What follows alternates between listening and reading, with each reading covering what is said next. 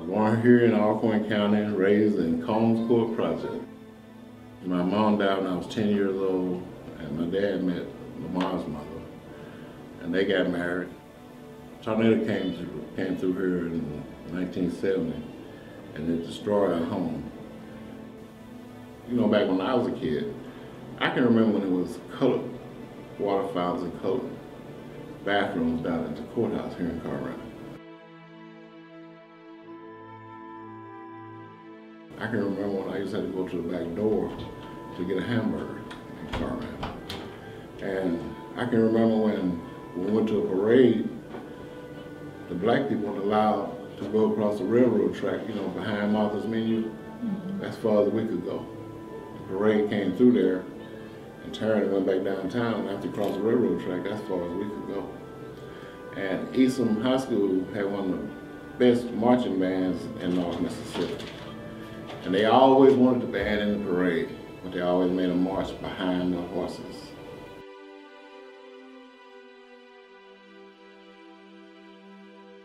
I went to Eastham High School to the 7th grade.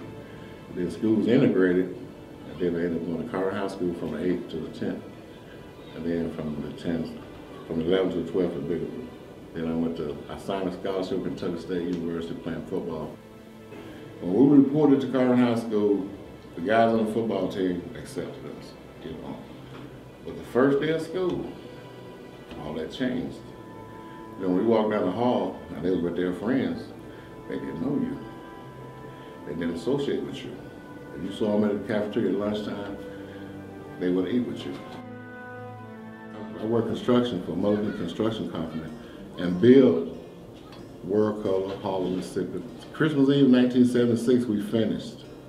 February of 77, they hired me in the plant. And I worked there 23 years printing National Geographic magazine until I became disabled and retired. Or else I probably would have been still there.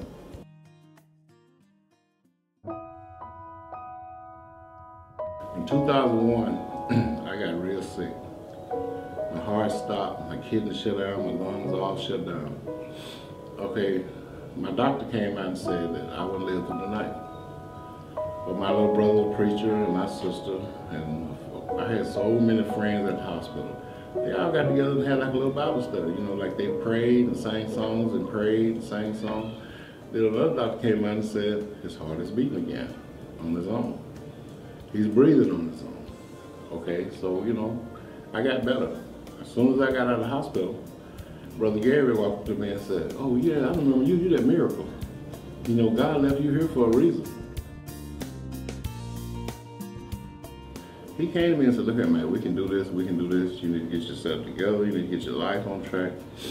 He said, prayer answers all things. He said, your life can change, and you can pray, and we'll get you through this. And you know, he called me every day and made sure I was doing okay, and I found out that that's true. I did wrong, you know. I'm willing to suffer whatever consequences come along with this, you know. And I forgot about it. I didn't even think about it anymore. You know, people walk up to me and say, man, you ain't stressing about that? I said, no, no need to, you know. I only put it in God's hands, so, you know. Then Crosswind came into my life, you know, and then when I met Crosswind, I was thinking it was gonna be like all other places that knock on the door, you know. But they kept it real, they kept coming back. And then when I met Bobby, he made me realize that he really wanted to be my friend, not just push something on me that I didn't want. And then, you know, after that, you know, the next thing I know, they had a little town meeting that I'm volunteering. Yeah, I'll teach the preteens and blah, blah, blah. When I signed on to this now, I'm supposed to be getting the preteens, and that's all. You know, now I got kindergarten, I got the babies, you know, and I'm having to say, stop, put that down, don't do that, leave it alone. And I never dreamed of my wildest dream 2 years ago that I would actually be teaching a class for little children. You know, me and little kids used to didn't get along at all, but now I'm learning to deal with them. And plus, I'm trying to give them something that they need in life, you know, and it makes me feel good to know that I'm doing something actually positive.